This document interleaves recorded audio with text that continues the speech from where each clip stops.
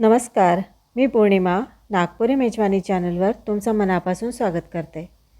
आज मी तुम्हाला आंबट गोड चवीचं पंचामृत दाखवणार आहे। खूप पारंपरिक अशी ही रेसिपी आहे। बनवायलाही खूप सोपी आणि कमी वेळात होणारी आहे। चला मग करूया आंबट गोड पंचामृत। पंचामृतासाठी सर्वात आधी आपल्याला 2 वाट्या तीळ भाजून घ्यायचे आहेत। हे तीळ मंद आचेवर अगदी खमंग होईपर्यंत भाजायचे आहेत।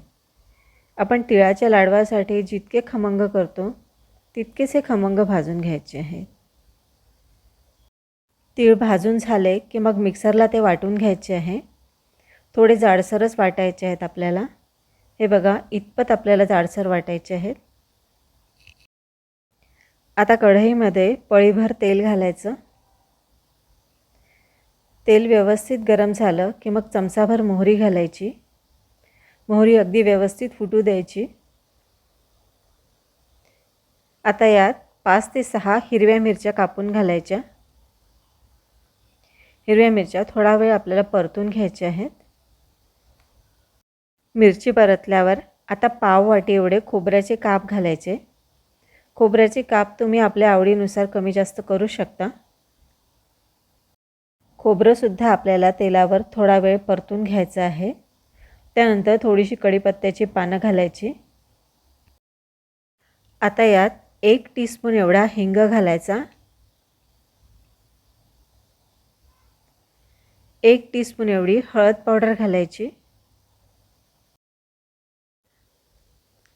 चमचाभर काळं मीठ घालायचं।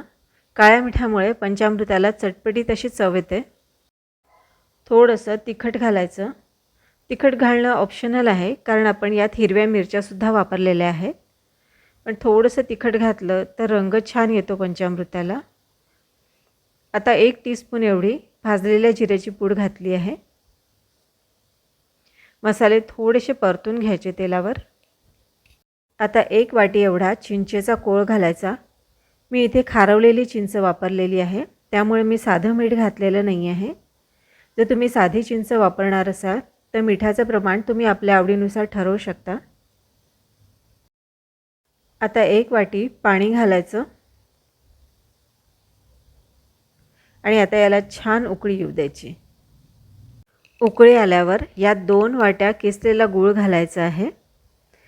1 वाटी चिंचेच्या कोळासाठी 2 वाटी गूळ आवश्यक असतो, पण तुम्ही गुळाचं प्रमाणही तुमच्या आवडीनुसार थोडं कमी जास्त करू शकता।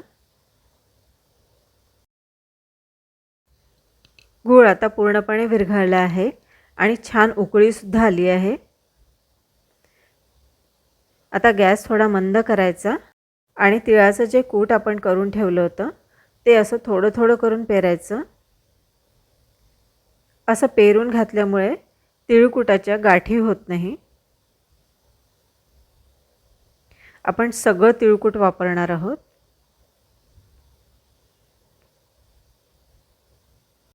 थोडेसे अख्खे तीळ मी राखून ठेवले होते, ते आता मी शेवटून घालत आहे।